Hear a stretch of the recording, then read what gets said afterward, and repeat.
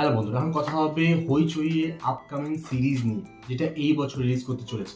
এখানে অনেকগুলো সিরিজ আছে যেগুলো অলরেডি সিরিজ চলছিল, ওগুলো ব্যাক করছে, এবং বেশ কিছু নতুন সিরিজ আছে যেগুলোর জন্য আমি বেশি এক্সাইটেড। নেক্সট একটা অ্যাডভেঞ্চার সিরিজ আছে নাগমণি রহস্য বলে, যেখানে অ্যাক্টিং করছে সৈনী সরকার।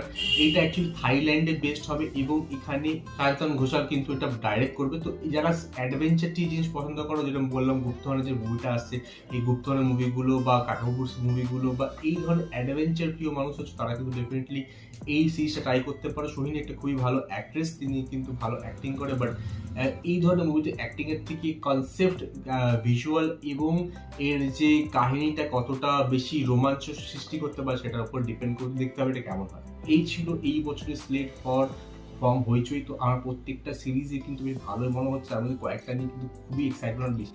তো তোমরা কোনটার জন্য বেশি এক্সাইটেড আমাকে কমেন্টে নিশ্চয়ই জানতে পারো। আমার সঙ্গে দেখা হবে নেক্সট।